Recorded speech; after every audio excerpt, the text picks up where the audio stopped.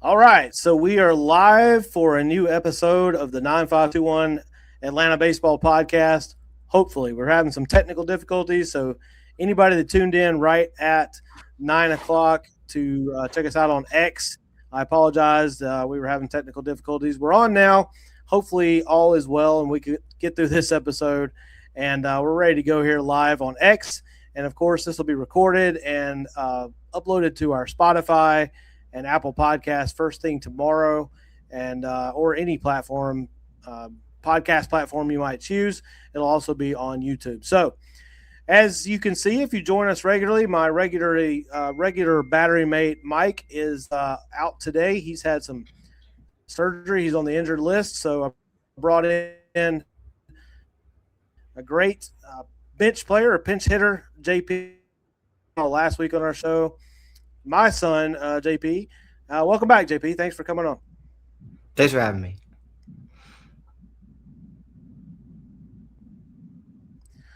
Yeah, no, I appreciate you pinch hitting for Mike, and Mike should be back soon. So hopefully, again, we're having some very slow internet connection here. Hopefully, you guys can see and hear us because this week I really wanted to, JP, I was going to do a couple giveaways. I've got some really cool Braves cards that I showed on our X page, some Braves baseball cards, a couple of rookie cards. I got a J.R. Ritchie that we'll give away, a Spencer Schwellenbach. So all you need to do if you're listening live on X right now, just comment anything, really. Just say hi, just say go Braves, or if you have a question or comment about the current team, then leave that as well. And you are automatically qualified to receive a card. I will reach out to you via whatever method. If you're on X, I will send you a message or comment under your comment to get your information and get you a special Braves card. So, what we typically do here, guys, is kind of go game by game. And another successful week for the Braves as they took 2 of 3 from the Cubs at home and then got 2 of 3 from the Red Sox as well.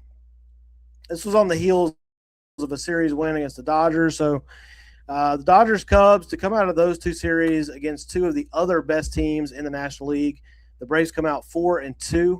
Not bad, JP, for facing those two teams. I think we'll take that all day, especially with the Dodgers on the road.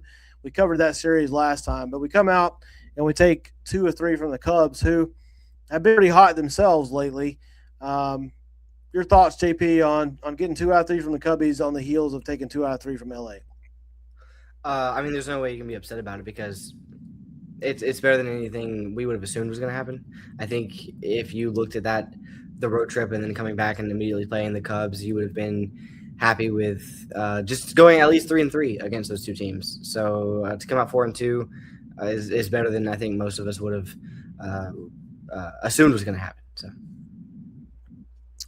Yeah, for sure. The first game of that series, of course, in Atlanta, on the heels of the passing of Bobby Cox and Ted Turner, which we covered last week pretty extensively. This was the first game back at Truist, and the Braves did a really good job of, honoring those two gentlemen. I was at this game. I actually made the trip kind of last minute, and I just wanted to kind of be there if I could to see the tribute to those two guys.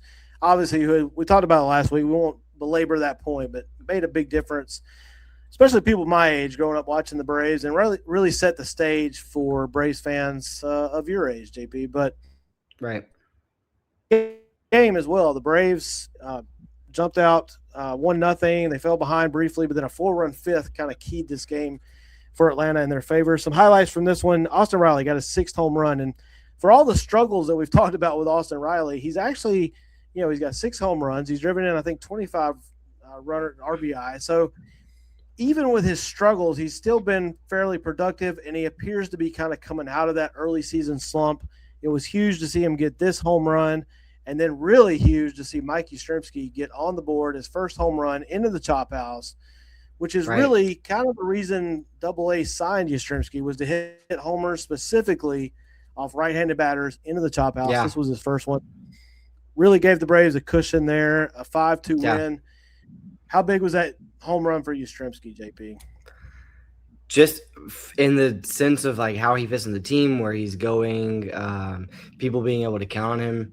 fans especially. I think his welcome was being worn thin in Atlanta. So just in terms of how he feels as a fit on the team, I feel like it was a big moment for a lot of people when they heard. I remember I was walking down the street listening to the game in in the AirPods on the radio, and kind of jumped up because I was not expecting anything from him. And was this sorry if for being unclear, was the home run before or after? He had a big double in that same game, right? In this game, let me make sure I'm thinking about the same game. So, no, this game, Yastrzemski, he did go 2 for 2, but the other one I believe was I think he had an RBI single though, because that was a 2-run Okay. homer. Yeah, an RBI I remember single. him. Yeah, it felt like there was just a couple big moments for him where he delivered, and so I think that's one thing. But also for him personally, you got to imagine that feels good to just finally kind of get that monkey off your back of like, man, what am I doing here? Because he's kind of playing that role, that revolving door role that the Braves have had over the last couple of years. Last year it was Kelnick, or perhaps the year before, but you know it's just kind of that left field spot can sometimes just be whoever we find in the bargain bin. And you know, good for him for making it his own this week. So Yeah, look, he's a very streaky hitter. We knew that when we acquired him. He's never been a guy that's going to, be consistent across the board. So it was only a matter of time before he got on a heater, and he's definitely been on one this week. So that was huge. And just on a night where the Braves were honoring Bobby Cox and Ted Turner, it was good to get a win. Grant Holmes started that game. He went 4, gave up a couple of earned runs. I actually only gave up 1 hit, but he walked 4, which continued to be kind of an issue for him. But to me, pitching-wise, the story here was Didier Fuentes, 3 innings, no hits, no runs, struck out 3, walked 1. Fuentes is turning into that guy. We want him to be a starter, and he may still ultimately be that, but he's kind of becoming that guy who bridges that gap between the starter and our guys in the 7th, 8th, the Dylan Lees, the Robert Suarez, and, of course, Iggy. He's really good in that role so far, and, when you get to the postseason, which we're a long way from that, but a guy like Fuentes who can come in and give you those 2 or 3 innings where he's just pretty much unhittable is really huge. So for now, at least, where we're at injury-wise, I kind of like keeping Fuentes in that role, JP. Have you been able to kind of assess where he's at, just kind of being that middle relief guy right now? Yeah, right now he's too valuable to the team as the piece he's playing right now. He's too valuable there with how the team is constructed and how the rest of the team is playing. But it's only because you have the luxury of the rest of the rotation being as solid as they are, and a couple of those guys we all kind of feel like might be overperforming. So I think ultimately Fuentes is somebody that, as long as the team continues to play like it is, you can't move him, you can't change anything. But his ultimate destination is the rotation. And when you get, the vibe around the games changes when the leaves start to change the color. So, when you get to October, are we going to feel this like, man, Fuentes, we got to get him out of that pen. He's just, he'd be so much more valuable in those early innings. So I think right now, when it comes to just getting through the season, getting through the dog days coming up, kind of holding this division lead, if not building it, then you can't change anything. Everything's working too well for anything to be changed, especially with him. He's doing great in that role. He's doing as great as you can hope. He's like Johnny Venters back in the day. They're the first guy you bring in out of the pen. And but I mean, like, it's one of those things where come fall, the needs of the team change. And we're probably going to want to see him in the rotation by then. Yeah, look, we're a long way from October, and this team could change a lot between now and then, both, positively and negatively, injuries, but also the trade deadlines in between. AA could make some moves.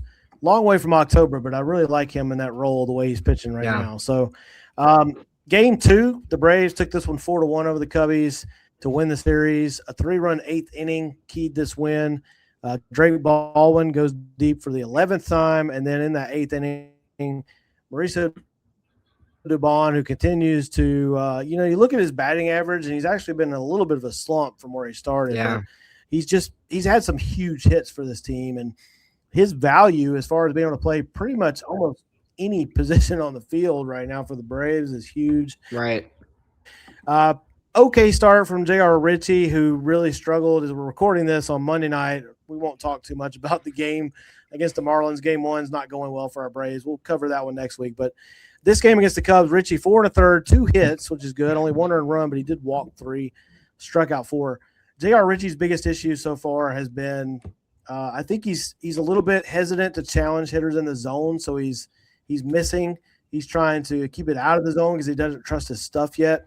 I think that'll get better as we go on. It's funny because I remember Schwellenbach had kind of the opposite problem. He stayed out of he stayed in the zone too much.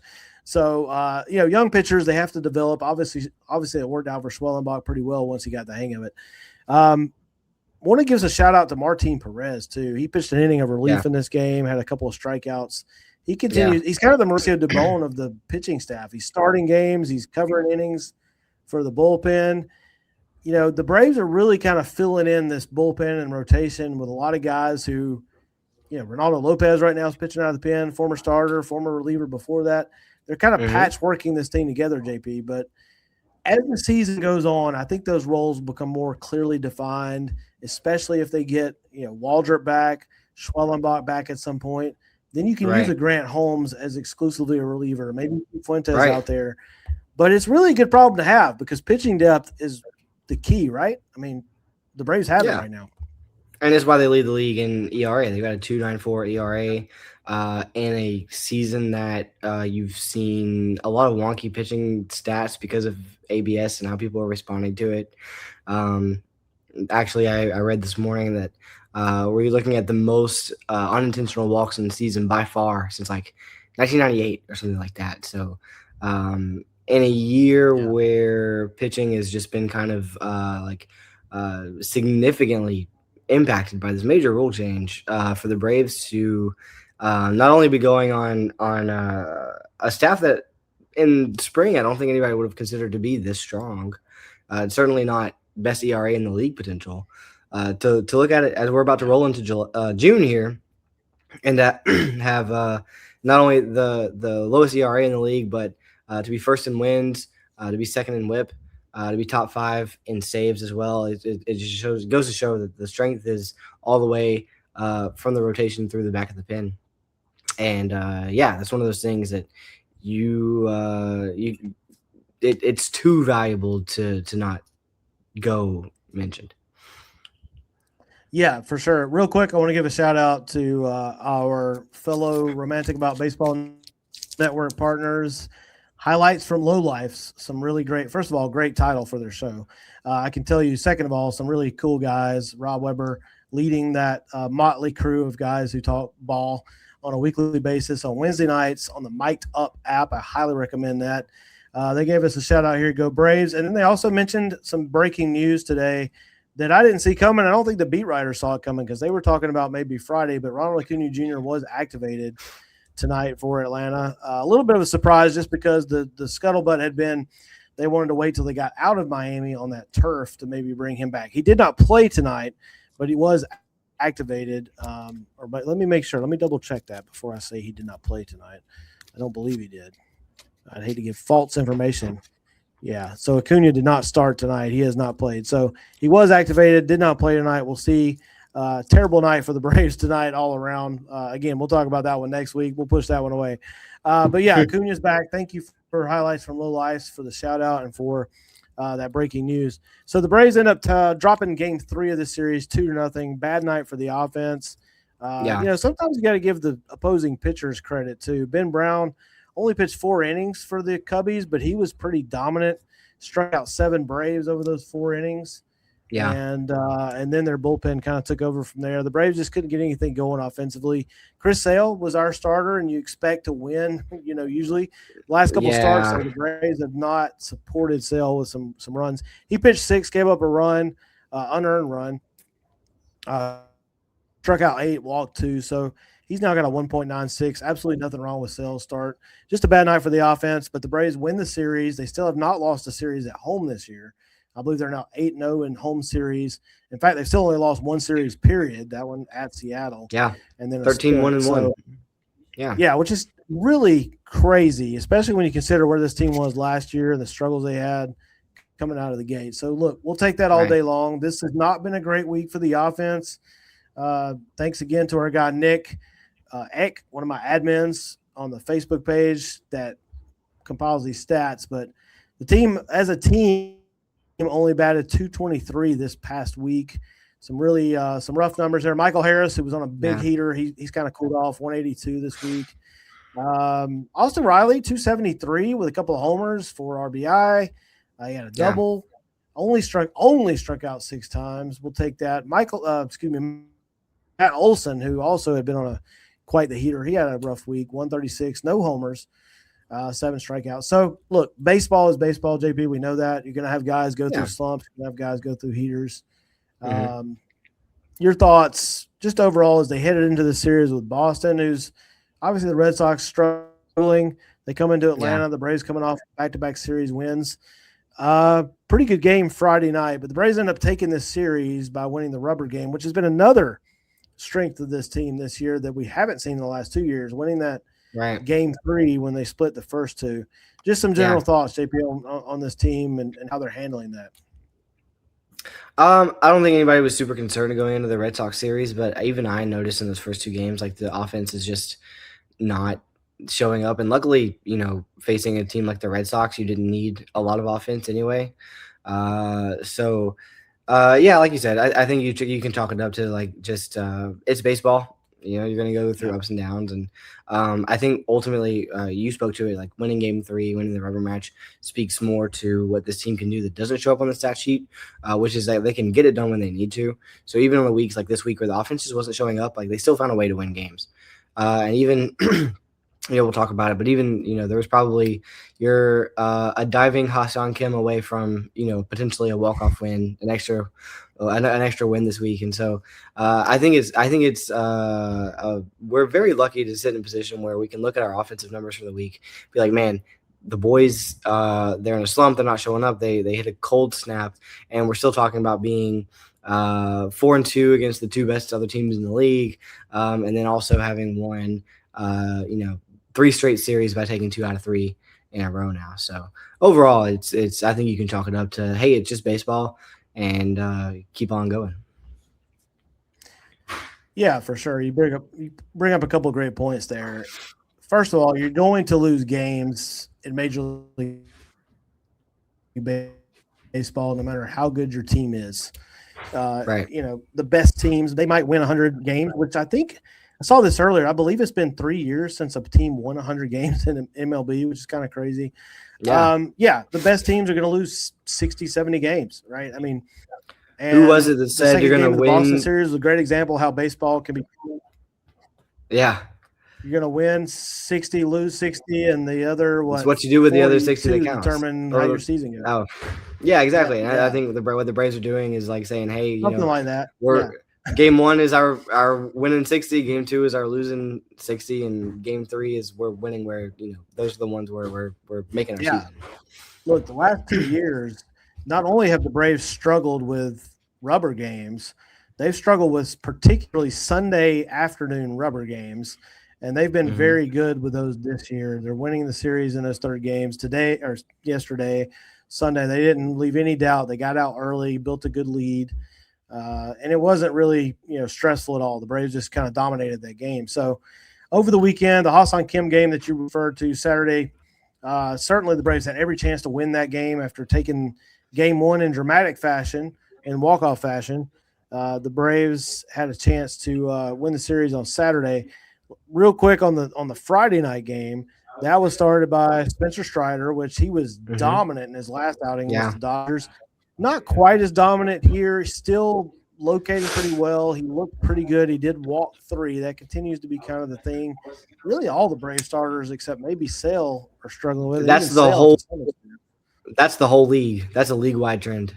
Yeah, it's kind of weird. Yeah, and then I don't know if ABS is affecting that a little bit, but look, Strider went 5 1/3, 3 hits, 1 earned. He struck out 4, walked 3. You'll take that without question. Yeah. Dylan Lee came in. I think Dylan Lee may have given up his first inherited runner. I don't know if this game or the next one, but still, Dylan Lee's been very good. Tyler Kenley is a concern right now. He is not locating well. He's he gave up a home run in a game. I guess it was this game actually. That was kind of not a bad pitch, but he's just not locating well. And then Suarez and Iggy did their thing. Iggy got in a little bit of trouble, walked a guy, but all is well.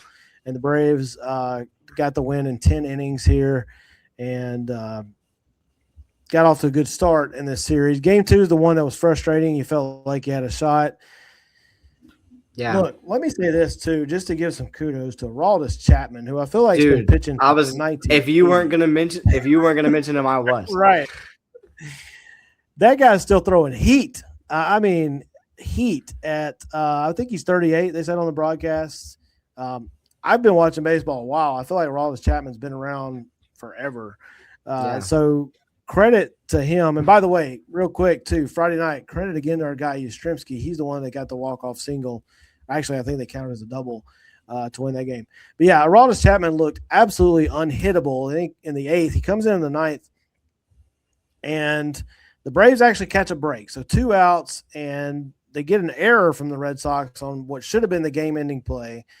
The Braves managed to load the bases up with 2 outs, and Ha-Seong Kim, who's off to a terrible start at the plate since he came back, now he has to face, the fireballer Aroldis Chapman, and he actually puts a great swing on the ball.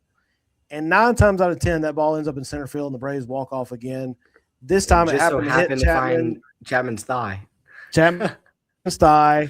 And kudos to Chapman again, not only for the pitching, but to get up, get the ball, make the play, and throw out Ha-Seong Kim at first. Yeah. Deny the Braves the walk off. Were you moving like that at 38? I wasn't moving like that at 28. So, kudos to Aroldis Chapman throwing heat and making the moves. Good question here by our buddies at Highlights from Lowlights. Will Ronaldo Lopez make it back to the rotation, or is he better served as a long reliever? That's a great question, and it's funny because I was listening to one of our fellow Braves podcasts today on my way to I had to drive to Gainesville, Florida today, about 4 hours, and I was listening to it, and they were talking about this exact thing. And look, some of Lopez's velocity returned over the weekend as he was pitching kind of some cleanup innings. He's back to 94 and a half-ish and then touching 95, 95 and a half with his fastball, where he was down in the 91, 92 range when they kind of took him out of the rotation. If he could maintain that, he's got a great slider. He's getting some whiffs on the slider. If he can maintain that, I think he could help out back in the rotation. He's also kind of like Fuentes. He's also kind of a great piece to bring in against right-handed batters in those situations where you're just trying to bridge the gap between the starter and getting to Robert Suarez or Dylan Lee, especially with the depth issue the Braves have right now. I think he could be back in the rotation at some point, but as long as the guys that are in there now stay healthy, and unless J.R. Ritchie falls apart, which – look, he didn't have a great start tonight as we record this, but I think he might have a permanent place in the bullpen at this point. We'll have to wait and see. Do you have any thoughts there, James? Yeah, the same thing I was thinking with Fuentes is it might happen, but it's not going to be this season. It's he might find a spot in the rotation spring next year, but right now he's too effective in the role he's in, and I don't see him being. If they do have to replace a Ritchie or a Holmes or what have you, I don't think he's the first or second option for that. So I think he's pretty firmly in the bullpen for this year, and we'll see what happens with this organization. You never know what's going to happen month to month, much less year to year. So I'm not going to say he'll never make it back to the rotation, but he's just too valuable in the pen right now. Yeah, absolutely. Look, baseball is a lot different than it was 20, 25 years ago. One of the things that's different is the way they kind of patchwork the pitching staff together. You've got more injuries, I guess, because guys are throwing harder. We've talked about all that on other podcasts. You really have to treat the 162 differently and then worry about October when you get there.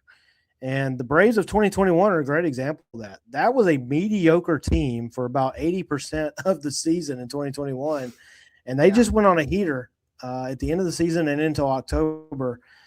Same thing with the 2019 Washington Nationals. I mean, we've seen that several. The 2023 Diamondbacks, who didn't win it all, but they got to the World Series. Yeah. So just manage the staff. And I'll tell you one thing that I think is a key for the Braves: keep Chris Sale healthy. If Sale has to miss a couple of starts to give him some extra rest, then okay. That's absolutely fine. Give him the extra rest.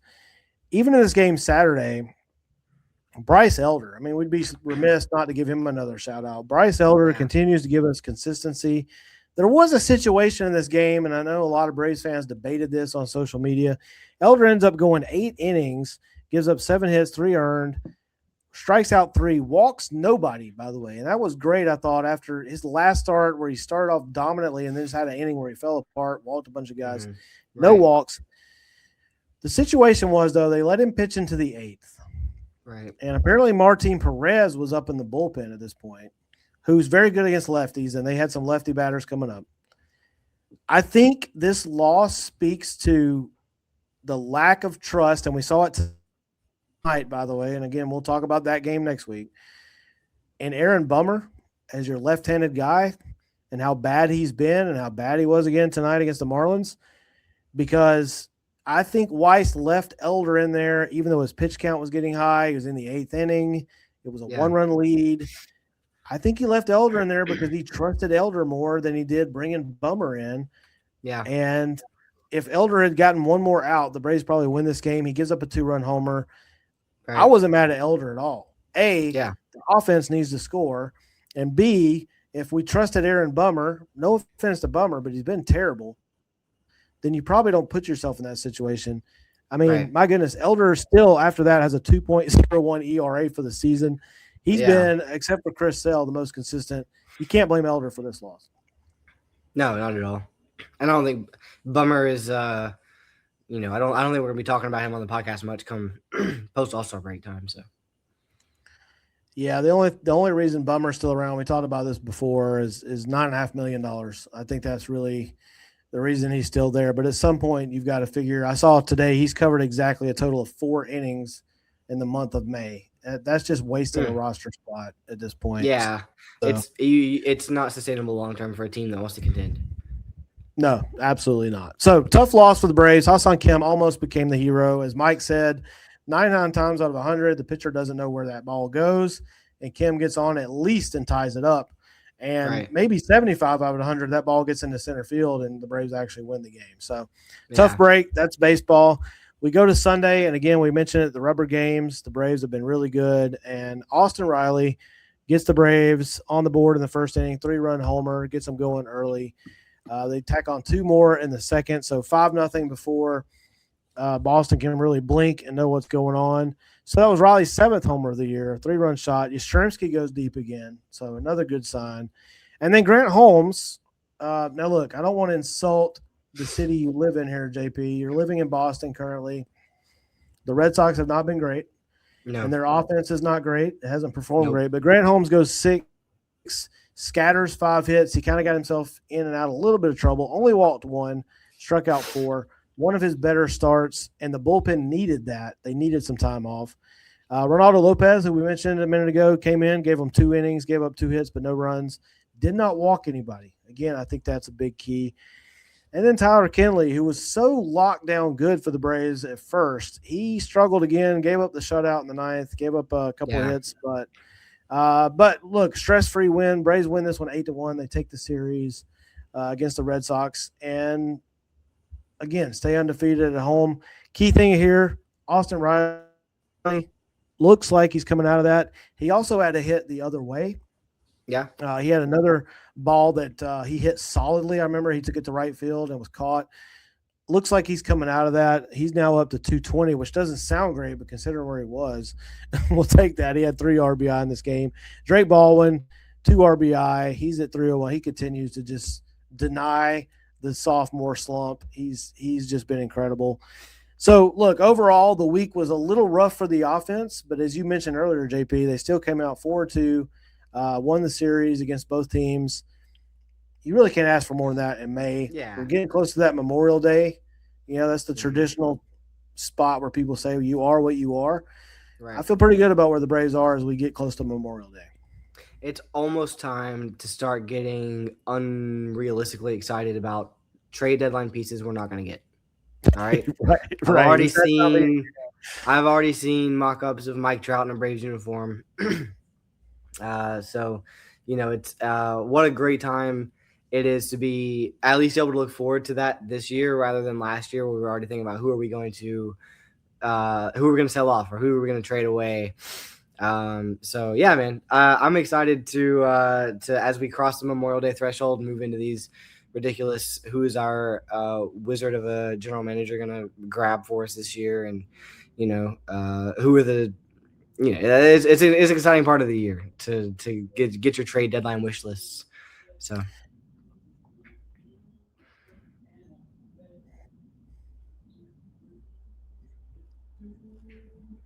Yeah, for sure. You started breaking up a little bit there, but yeah, for sure. The silly season is coming up sooner than we might think as the trade deadline approaches. And look, the Braves, I think a couple of relievers, a lefty reliever would be good, somebody we can count on other than Dylan Lee. One more bat probably wouldn't hurt, although this is probably the deepest group of position players I've ever seen the Braves have, going back to the 90s even, like Right. Mauricio Dubon, and you got Mario and Dominic Smith, Mike Yastrzemski. I mean, it just he's coming back soon. I think White's about to come back. These guys can do the job when they need to. They're not going to be, as Paul Bird said the other night and took a lot of heat for. Yastrzemski's not an MVP candidate, but he's that guy that kind of makes plays, gets big hits when he needs to. And by the way, if you're somebody out there, look, I want as many new followers as possible. But man, if you were criticizing Birdie for that comment that he made in that interview with Yastrzemski, come on, guys. Yastrzemski, first of all, knows he's not an MVP candidate, okay? I think he's pretty comfortable with that. And he defended Birdie after that. So, come on. Yeah. Let's get Paul Birdie. By the way, side note here from Mike, our usual co-host. He says, JP, you're doing great. Thank you for taking his spot tonight. He doesn't have much of a voice, and his shoulders are killing him. So Mike had some surgery, some serious surgery. So, Mike, we hope you feel better, buddy, and get back soon. But JP, you are doing a good job. Appreciate you coming on, man. Yeah, hey, maybe I could look into doing this for a career or something. Yeah, and that'd be crazy since you have a degree in that and all, right? Right. Yeah. Yeah. So, look, I encourage you. Let's see what Mike got another comment here. He says he's seen mock-ups of Rafael Devers in a Braves uniform and screaming at the people that made them to don't you put that on. Yeah, we don't want Rafael Devers. All right, look, I've seen those. All right, two things real quick here, Braves fans. Number one, we're not getting Mike Trout. Okay, I know it sounds great and it's exciting to think about. That's not an AA type of move. It's not happening. And B, we're not getting Rafael Devers, and we don't want Rafael Devers. Okay, no. So let's just go ahead and get that clubhouse cancer rumor out of the way. We don't want Rafael Devers. So yeah, man, I don't want to crack. You're right, JP. As the trade deadline gets closer, yeah. I don't want to crack open the lid too early on trade deadline talk. We can totally do a future podcast episode on trade deadline wish list with Mike. But man, we mentioned him earlier. Wouldn't you love to add Chapman to the back of that bullpen, move everybody else up an inning? Oh man, you put Aroldis Chapman in that Braves bullpen, which again probably won't happen. Can you imagine though having Suarez, Iggy, and Chapman? If you're able to keep those guys and not trade them for Chapman. You get to the seventh inning, that ball game's over. You had Dylan Lee to that. You get to the sixth inning, that ball game's over. I don't remember the guys' names, and I apologize to the Royals fans who probably would never listen to this podcast. But the 2015 Royals team, I believe it was, that won the World Series, they had a bullpen like that where if they got to the sixth inning with a lead, they were almost unstoppable. Yeah. So, I mean, look, you win World Series in a variety of different ways. And certainly, I don't care how we get there. I would love to see one more from this group we have. So we've got several people watching. I want to encourage you guys, leave a message or comment. If you're on X, if you're watching us on YouTube, we're streaming live on both of those platforms. Just comment literally anything. I want to put you in the running for a free card. I was going to put up – I've got a Schwellenbach rookie that we can get out to you. So – I know Braves fans would love to have that, and I think I got the same picture, unfortunately. Let's see. I've also got a Hurston Waldrop rookie. I got to get that picture up. But definitely a Schwellenbach. I got a Hurston Waldrop. And look, as we go forward throughout the season, coming up here, guys, I got I've got a few Eric Hartman Chrome Bowmans coming up. All right. And if you're familiar with what Eric Hartman's doing, there's the Hurston Waldrop card right there, rookie card. So Waldrop and a Schwellenbach. I've also got a J.R. Ritchie. Of course, I've got Acuñas. I got Michael Harris. I got Ozzie. I got Matt Olson. I got Austin Riley. But I figure some people might want these rookie cards because they are cool to have. I got Eric Hartman. JP, I don't know if you're familiar with Eric Hartman. He's been tearing it up at Rome for the Braves in High A. Expected to get a promotion to Columbus soon to Double A, and if he can succeed at Double A against, they say that's the biggest jump from Rome from High A to Double A. It's kind of your biggest jump as a player. We can see Eric Hartman a lot sooner than later in the majors. He's been bashing the ball down there, so I got his card's gotten pretty popular. So I've got a few Chrome Bowman Eric Hartmans that we'll give away on future shows. So, guys, if you're keeping up with the minor leagues, you know who Eric Hartman is, and a lot of good stuff coming down the pipe from that guy, hopefully. So, yeah, we're going to give away some cards, but you got to comment. You got to leave me a comment. And, Mike, I'll give you whatever cards you want, buddy, since you're not feeling well. Highlights from Low Life says they want a Rick Kemp or Bruce Benedict. Hey, I got you. If this is Rob, by the way, especially if this is, I'm sure it's Rob. I got you, Rob. I've got a Bruce Benedict. I may have to do a little searching for a Rick Camp, but I'll find one, buddy. I promise. So yeah, leave us a comment, JP. So, Dad, I want to ask you this question, and I'll ask the live viewers as well. I know we're moving towards wrapping up, but I'm curious your take on this. The Phillies are now 2 games above 500. They're 8-2 in their last 10. They're on a 5-game win streak, and their run differential continues to creep up towards the positive. Right now, they're at -16, which is a lot better than it's been at any other point of the year. Are the Phillies a team that you are worried about? Is it more of an October worry? Is it more of a catching us in the division worry? Do you think they're just riding a little hot streak because of the culture change, or do you feel like Mattingly turned a key and has figured that team out? Yeah, so I never believed the Phillies were as bad as they looked. It's funny because I think people overlooked, especially casual fans probably overlooked one key factor about the Phillies' poor start. When they lost all those games in a row, they were almost all to the Braves and the Cubs. Yeah. Like, really, exclusively. They played the Braves in 2 different series. They played the Cubs. Take those teams. I mean, both those teams have been playing well, right? I mean, the Braves have the best record in baseball. The Cubs have been up there. I think it was kind of like the Braves last year, that unfortunate start where they had to start on the West Coast. They played the Padres and the Dodgers to start the year. Yeah. You give the Braves a different start, and I think the season may have gone a little differently. I still don't think the Braves would have been a great team. But I thought the Phillies would figure it out. I don't like to give too much credit or blame to managers. Mm-hmm. So I'm not sure Mattingly so much as just the Phillies started playing other teams. They've played some teams lately that have been a little more, beatable, I guess you could say. So I kind of give more credit to the schedule than that's no. I like Don Mattingly. He's actually one of my favorite non-Brave guys. So it's not a bash on Mattingly. I feel like the schedule got better. I do fear the Phillies. Their history of beating the Braves in the postseason when the Braves should have been the winners with 2022, 2023.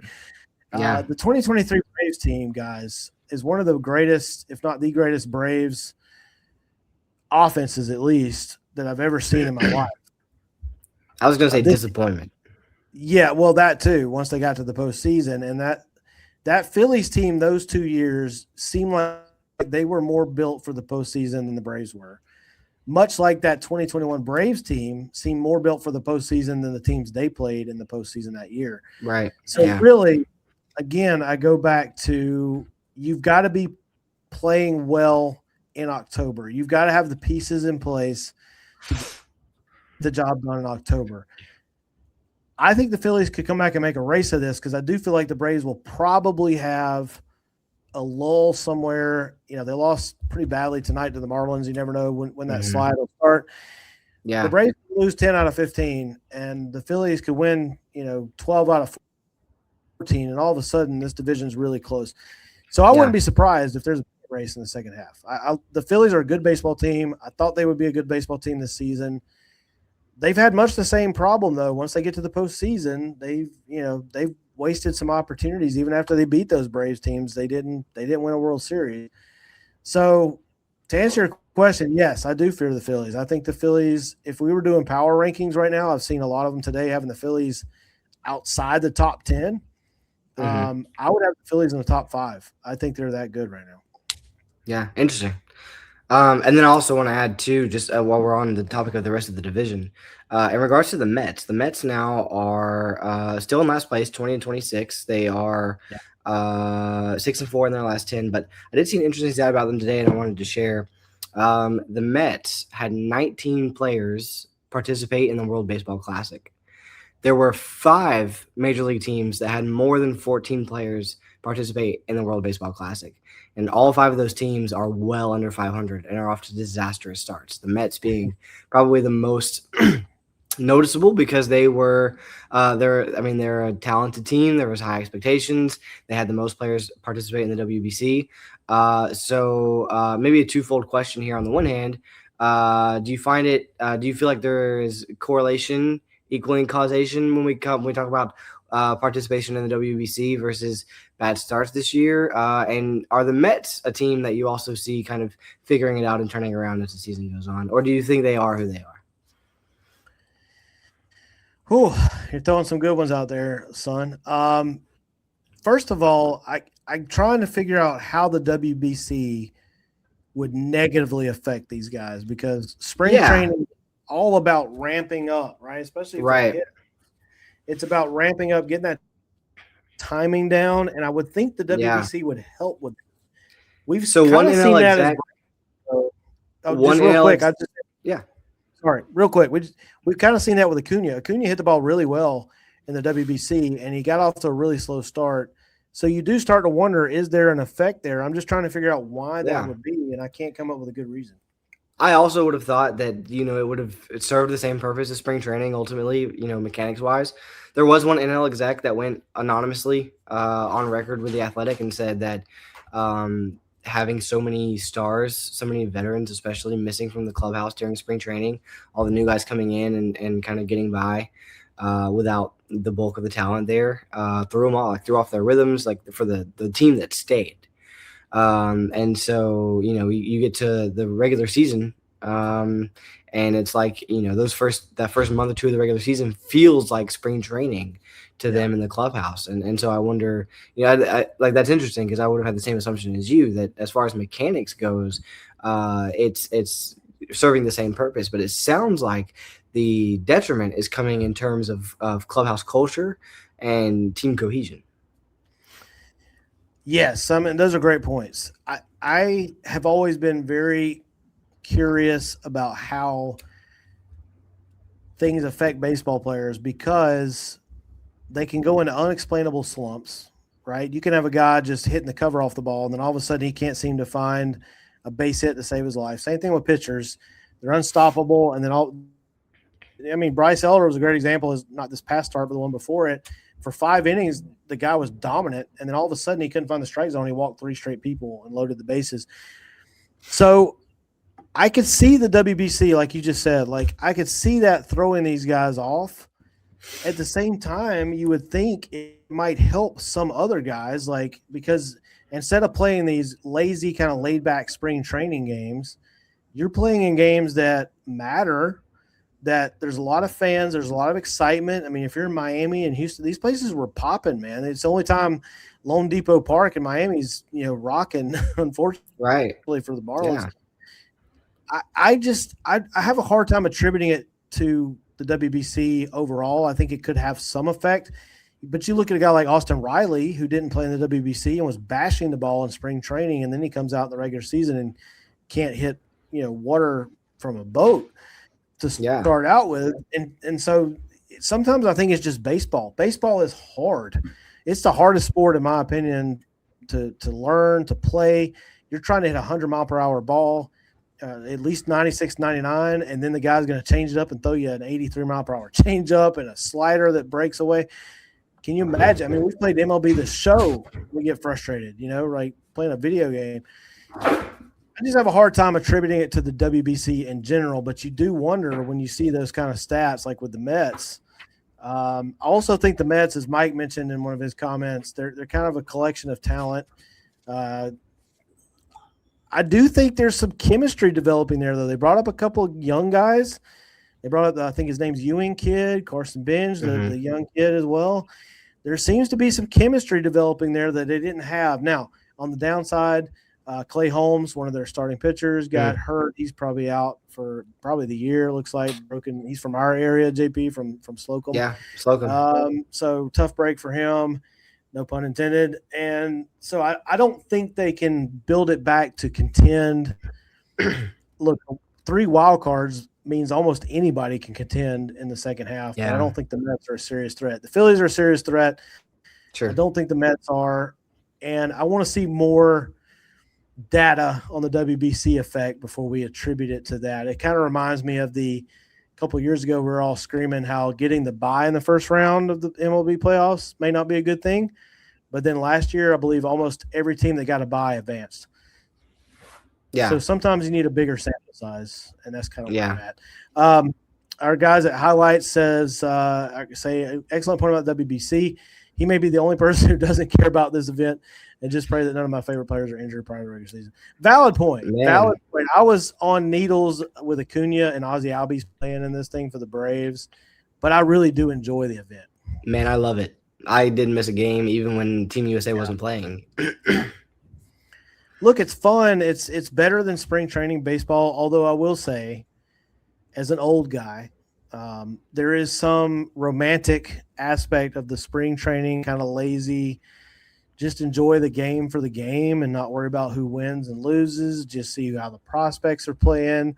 How are your veterans developing? Like, there is that. But when you have competitive baseball that involves Shohei Ohtani and Aaron Judge and Kyle Schwarber, it's pretty interesting to watch, especially, look, anytime they put Team USA across the front of that jersey, I'm going to watch, I'm going to pull for that team. I'm not a hockey guy, but I followed Olympic hockey for 2 weeks, back in the winter time, right? Do you remember watching that Four Nations face-off last summer when they incredible. It was immediately incredible. threw down? Yeah. I think ultimately the WBC is probably headed towards a summer all-star break in between fate, which I'd be fine with. But yeah, the WBC is it sucks if it is the cause of why some of these teams. I don't want anybody to feel like, we can't send our players there. It's too good for the game. It is. It's good. And look, a lot of the Latin American players, maybe some of the Japanese players, I know the Latin American players came out and said that this meant more to them than a World Series, which is kind of unfathomable to us as American baseball fans. But look, I get it. Like, that's basically every every country's team except Team USA felt that way. Japan, Korea, Taiwan. Oh man, guys, if you ever get a chance, look into the baseball rivalry between Japan and Korea. It's crazy. And look, as much as I'm a baseball traditionalist and I love to long for the times of the 1930s and 40s I never even lived through, but just that nostalgic feeling. Guys, we're not going back to that, and the game is going to develop. It's going to evolve, and it has to, or you're going to lose the younger group of fans. Look, if they didn't have a father like you did who taught you about the game and how great it was, you're probably not watching a lot of baseball. I was out tonight with some work colleagues, and the guy I was talking to lives in Atlanta, and he's just not a baseball guy. So I didn't watch it growing up. It's not on my radar. It's not something I'm interested in. I totally get it. If I was growing up right now and nobody to kind of teach me the game, I probably wouldn't like baseball. So we need baseball to grow, to keep it alive. And even if it doesn't grow in the way that we want it to, at least the game is still the game, right? Yeah, and I like how it exposes us to new stars. Like, I remember the last WBC, they put the cards for WBC players into MLB The Show at the Diamond Dynasty, and it was even for guys who weren't necessarily in the major leagues. So I was hitting bombs. I knew what Munetaka Murakami was capable of from the video game 3 years ago, and now he's probably going to win AL Rookie of the Year. And I was throwing 103, 104 with Roque Sasaki, and now he's Not quite as good for the Dodgers as he was in the video game, but just playing the video game the year of the WBC like introduced me to these stars. So, one of these days, man, the Braves will sign somebody out of the NPB. Yeah, look, I do think it's only a matter of years before we have a true international World Series, perhaps. I mean, look, Japan plays baseball at a very high level. Yeah. I had a great guest on a while back, and I'm going to have him back again. He's experienced baseball in Japan. He's lived in Japan. He says it's like college football here. They take it so seriously. It's an event. It's only a matter of time. We've seen these Japanese players come over and have great success. Of course, Shohei and Roki Sasaki and just Yamamoto. I mean, we could go on and on. They all seem to play for the Dodgers, but not Murakami, by the way, who's killing it over there in Chicago. But every baseball exec in baseball should feel silly about not signing Murakami. He signed for a $5 bill and a bag of chips with the worst team in the American League. Well, it used to be. They're pretty good this year. Maybe that's a lot to do with him, but the White Sox are not bad. Not bad. Yeah. No, this is great discussion. This will be a great romantic about baseball discussion as well. But we cover everything here on the 9521. Braves baseball, international baseball, the NL East. We'll talk all of it right here, guys. No problem. I do want to mention that coming up starting next week's episode is a little bit up in the air because I will actually be visiting my son here. If you just joined us or you didn't understand what was going on, this is my son, JP. He lives in Boston. Grew up where I'm actually in Gainesville, Florida right now, but we're from South Alabama, and he moved to Boston last August-ish, I think, September. Yeah, and JP he moved up there to do some ministry work for a church, and now he's also teaching some middle schoolers, which I know he's having a lot of fun with, and they're having a lot of fun with his accent. I think his Southern accent. But we're going to go visit him next week as the Braves, but they don't happen to be. We planned it that way. The Braves are going to be at Fenway Park next Tuesday, Wednesday, Thursday. We will be there Tuesday and Wednesday, my wife and I, visiting JP in Boston for a few days, catching the Braves at Fenway, knocking Fenway off of our ballpark chasing list. It'll be my 9th Major League ballpark. So I'm excited. I'm almost a third of the way there. And so all that being said, Monday night, I think we'll be able to handle the show. If Mike is back, JP, I mean, me and my wife will be in a hotel. We can probably figure it out, but we'll make sure an episode gets out to you guys regardless. We'll figure it out one way or another. Hopefully the Braves recover from a really terrible game tonight as we record this out in Miami. They got 3 more with the Marlins this week, JP, and then a weekend series with the Nats at home before they visit the Red Sox there where you're at. So tomorrow, Martin Perez, who we mentioned earlier, takes the mound. Perez 2-2 with a 2.25 ERA. He's going to be facing Braxton Garrett, and you can't always go by numbers, but Garrett's 0-1 with a 33.75 ERA. I'm assuming he probably hasn't pitched much.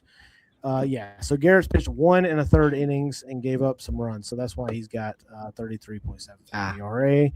After bless his heart. After that, and by the way, that's kind of a weird 4:10 Eastern time start. I think the Marlins do that almost on every homestand, but that's a 4:10 Eastern. So Braves fans, take that into account as you make your plans to watch the game. Then it's Chris Sale, 6-3 with a 1.96 ERA, 64 strikeouts, and interesting name for the Marlins pitcher. His name is Jansen Junk. I wonder if he throws a lot of curveballs, a lot of breaking balls. Jansen Junk. Jansen is 2-4 with a 4.14 ERA, 50 innings pitched, 37 strikeouts. Then they'll wrap up that series on Thursday, and that will be Spencer Strider against, and I never know how he likes his name pronounced, but Sandy Alcantara or Sandy Alcantara, however you prefer to pronounce it. Sandy is 3-2 with a 3.53 ERA, 45 strikeouts. So he's pretty good, obviously. We'll hope we get best of Strider. And then the weekend series with the Nats before a day off, and that 3-game set in Boston, and then a 3-game set at Cincinnati to finish off the month of May. And then we're already there. We're already at the end of May. And, at the worst, you got to figure the Braves are still going to be in first place at that point. And we'll do our Memorial Day assessment after that week, JP. But any thoughts, just kind of overall where the Braves are as we head into the final weeks here of May? Man, just nothing too different than what I've shared already. Just, I think where we looked at where this team was in the spring, where we assumed we would be right now, we're far beyond that. It's feels lucky to be able to talk about, like, man, we can start making our trade deadline wish list. We can start voting our guys 30 times a day for the All-Star game. And yeah, that's you got to be happy where the Braves are, because they are the best team in baseball. So what thoughts can you have other than, like, man, we're still hoping that carriage isn't going to turn into a pumpkin anytime soon. But I feel like that feeling is going away for a lot of Braves fans. Well, look, here's the question I would ask you, since you had all those great questions for me. I've thought a lot about this. The Braves, to me, are in a handful of teams: Yankees, Dodgers, Phillies, maybe. And that might be it, kind of an exclusive club where if you don't win the World Series, is it a disappointing season no matter how good your regular season is? Unfortunately, yes, which sucks because the nature of baseball's postseason is that we're going to get there and we're going to end up with, like, I don't know, like Pirates Guardians, because the nature of the MLB postseason is odd and funky and weird. So I think it's I think at the very least you're disappointed with anything less than an NL pennant, or anything less than an NLCS appearance. At least go up against, go face LA in 7 games in the championship series, hopefully. And then, if you lose to that machine out there, it is what it is. You're just here, it's like trying to face saving Crimson Tide in the early 2010s. Thanks for coming, but it's not your time. Yeah. You lost before you got off the bus. Yeah. Right. Yeah. So I think right now, I don't know that you chalk the season up to World Series or bust, but I think anything less than an NLCS appearance feels disappointing. And I think that sucks because the nature of baseball's postseason is you could, draw the Pirates in a best of 5 in the first round of the playoffs and, get 3 days of a really strong rotation where your offense just doesn't show up and then call it a day. So, yeah, I agree with you. And I will say this. I think, and you and I share the same college football team, I think that's a good comparison because there's probably not a worse place to be as a sports fan than when your team is in the middle of the road. They're not good enough to compete for a world title or a national championship. They're not terrible most of the time. And you're trapped in it. And I'll give a couple examples that I've picked on these teams, and it's not because – I dislike these teams. I actually have generally in the past pulled for these teams. But Milwaukee and Cleveland are stuck in this perpetual cycle in baseball of we're good enough to get to the postseason, but we're not going to the World Series. Now, Cleveland got there, lost a tough series to the Cubs. So I know they are capable, I suppose, but lately they feel more like the Brewers, who, bless their heart, are good enough to get to the postseason, and then they're just not going any further. And we all kind of know that. I mean, saw the discrepancy between them and the Dodgers last year in the NLCS. I would almost rather be not a great team for a few years, get some good draft picks, build a team that can contend, than be in that middle ground where, yeah, you can celebrate winning the division or a wild card banner. But as 2 guys who thankfully, and obviously you've only been able to celebrate 1, but our team has won 2 world titles in my lifetime. It means something. I mean, I know what it means to watch your team win a world title. We've got to see it kind of, me and you at the same age. I saw the Braves win their first one when they were 18. When I was 18, you were 21. Mm-hmm. It means something to see your team climb that mountain. I'm sure 2021 is something you'll never forget. 95 is something I'll never forget. 21 is something I'll never forget. As far as the Braves, I would rather pull for a team that the expectation is win it all or it's a disappointment. It makes it rough when you don't, because I've been a Braves fan for 40-plus years, and I've only seen them finish it twice. But I still would rather have that than be, God forbid, Pittsburgh, bless their hearts. Pittsburgh fans haven't seen a world title since 1979. I'd rather have that expectation myself. That's just me. I'll counter with this. You've been to postseason baseball game. You've been to 2 of them, 3 of them. 3, yeah. You've been to 3 postseason baseball games. 3 postseason games. Yeah. So I'm going to counter with this. You've also been to Turner Field and SunTrust Park in years where the Braves were not competing. Yes. Given what you know about postseason atmospheres and atmospheres around a rebuilding team, do you think those fans in Milwaukee, when it comes time to show up to the ballpark in October, to put on their gear, to buy their pennant gear, all these kinds of things, are going to trade that in anytime soon for just to not have it, to go through like a rebuilding phase? Like, man, I just think, yeah, baseball is cruel, and those falls where you get close and can't come away with it are rough.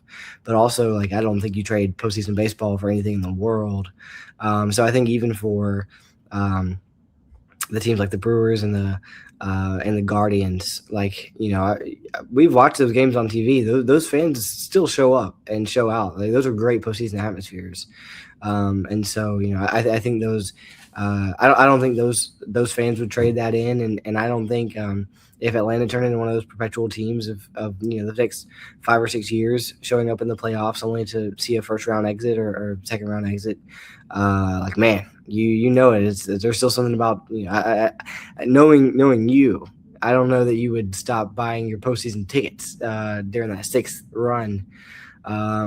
So yeah, I think I would rather be like the Brewers and the Cubs and stuck in perpetual be the perpetual bridesmaid rather than not be invited to the wedding at all. Great points, and I basically agree with you. And it's funny because there was a point, as you probably heard, in the mid-90s where Braves fans actually started to take it for granted that the Braves were going to be in the postseason, and famously, before his Game 6 home run that helped the Braves clinch that World Series, Dave Justice called out Braves fans for not showing up and showing out because it kind of come ho-hum for that team to get to the postseason. And to your point, also, the Braves built their biggest following, which is really people my age and older, in a time where they were by and large not good. They had a couple of seasons with Murphy and that group in the early 80s.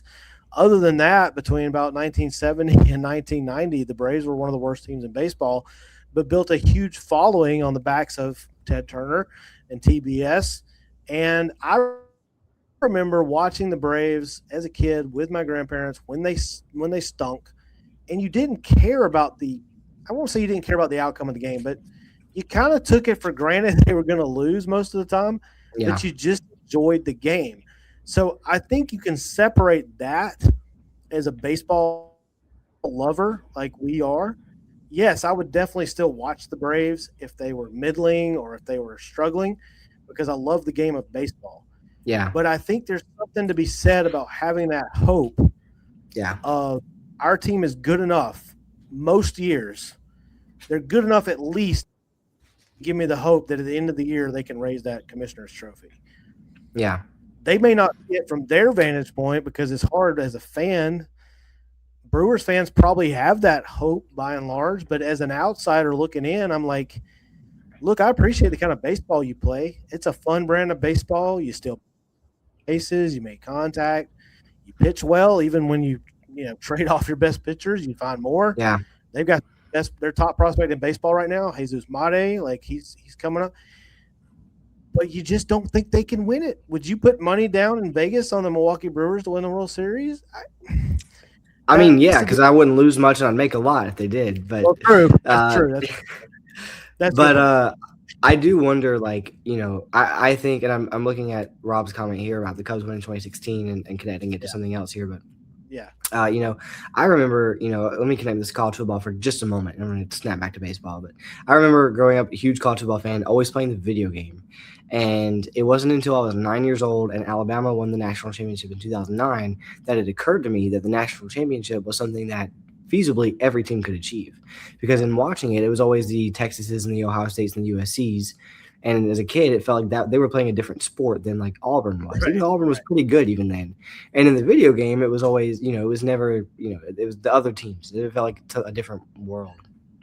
So it wasn't until then, and then, luckily for me, the very next year, my team did win it, and I realized like, oh, they are capable. Now in baseball, the idea of the Braves winning the World Series was always something I heard you talk about. But it did not occur to me as something that could be possible for me to watch in my lifetime until I watched the Cubs win in 2016. Because you and I, despite not being Cubs fans, were really into that World Series. We watched most of those games. That Game 7 experience was something really special. And as excited as we got for that, I remember thinking, man, if my team could ever pull that off, that'd be amazing. And then 5 years later, they did. So all this to say, I wonder if there is a part of the brains of the Brewers and Guardians and the like fan bases where it's like, man, that goal over there is not for our team to achieve. That's the World Series that's for the Dodgers, that's for the big brands. The Dodgers is and the Braves is and the Yankees is. But we are okay with our Cotton Bowl, our Chick-fil-A Bowl, our first round NLDS home games, City and Bowl. You're an Auburn fan, yeah. right, yeah, Birmingham. But like, yeah, it's just a matter of like, hey, what our team, what is achievable for our team is what's achievable, and they're doing that. And if ever they should make a run beyond that, great. But for now, if we understand that this is the ceiling, and we're okay as long as they keep hitting the ceiling. I do wonder if there's a portion of that fan base that has that mindset. I think it's a great point, a great question. I will end it on this as far as that discussion. I will say that I think Braves fans in general, us included, should always be thankful for the run that we've been on for most of our lifetimes.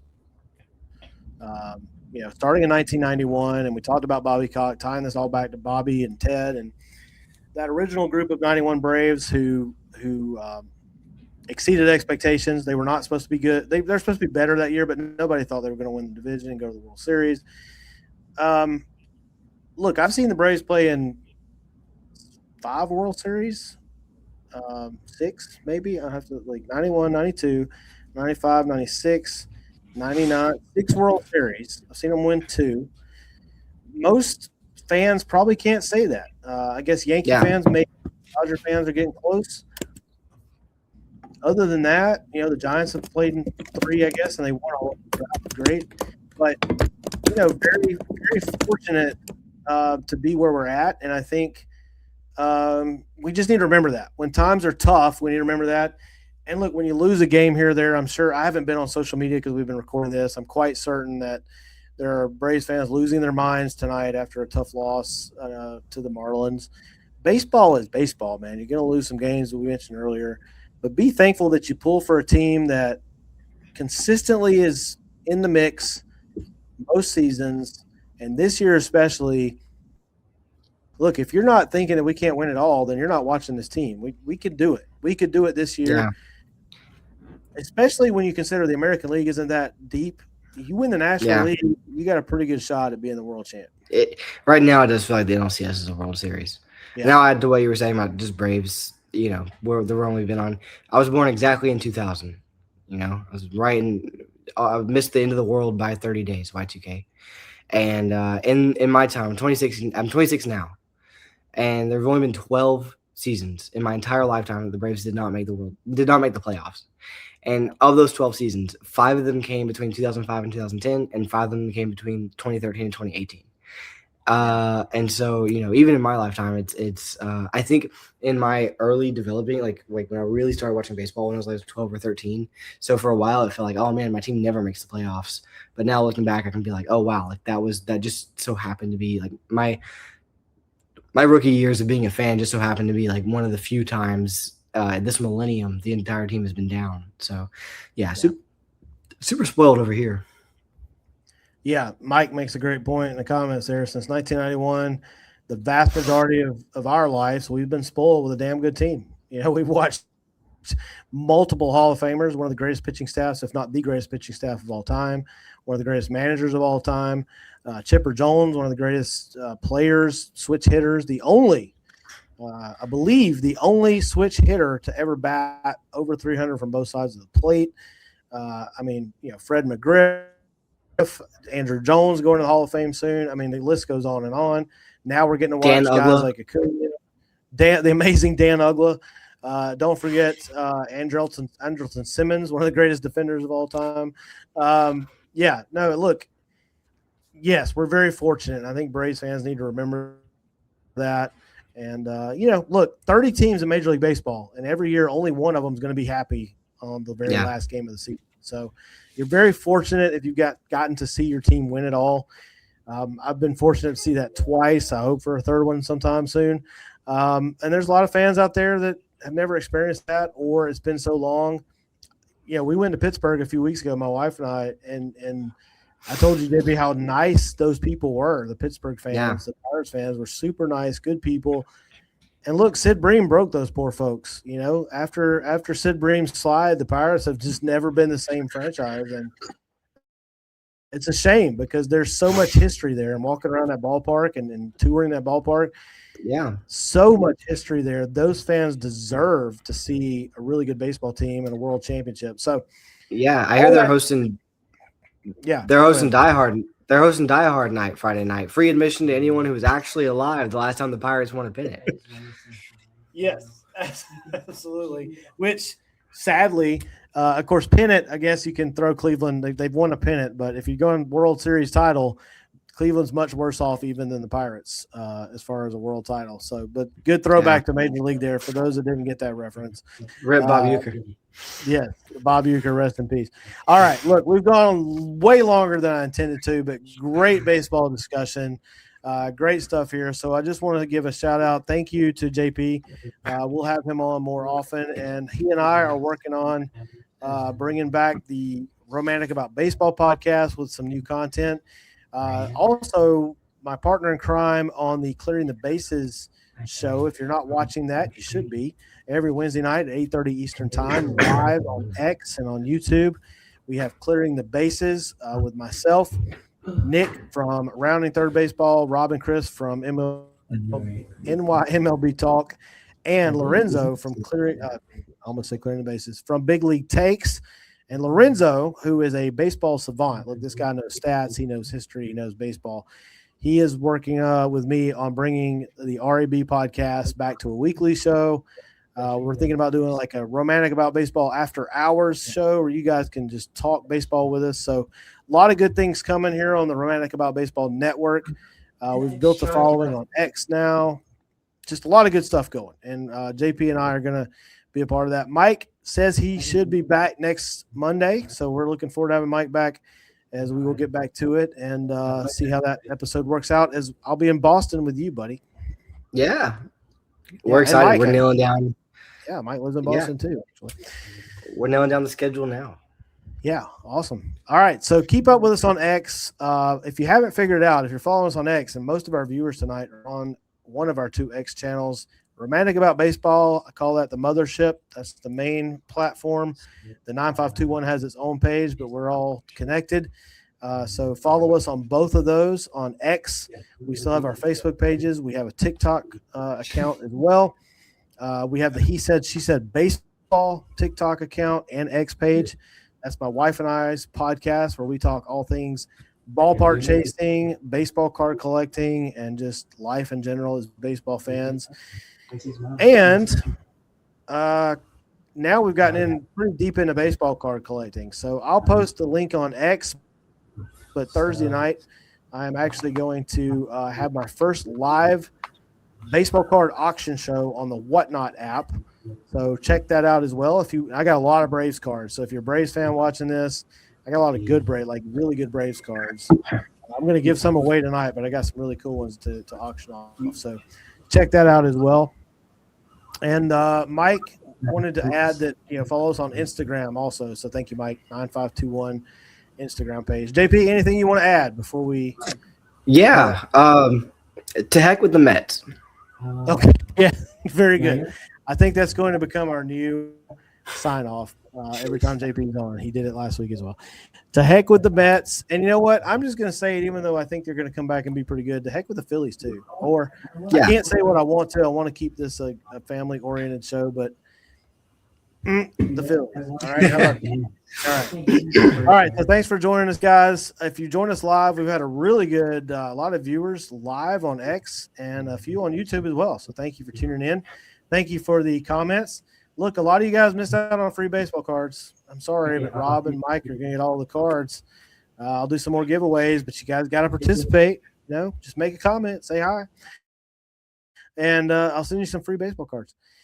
In the meantime, I appreciate you guys tuning in. This episode will be recorded on Spotify, Apple Podcasts, and other podcast platforms first thing in the morning. So if you want to re-listen to this fantastic episode, you can, or if you get in here at the end and want to go back and listen to the rest of it, follow us on Spotify, Apple Podcasts, and all other platforms, and YouTube as well. It'll be on the Romantic About Baseball YouTube page. JP, thanks again for joining us. And in the meantime, guys, we'll see you at the ballpark, and go Braves.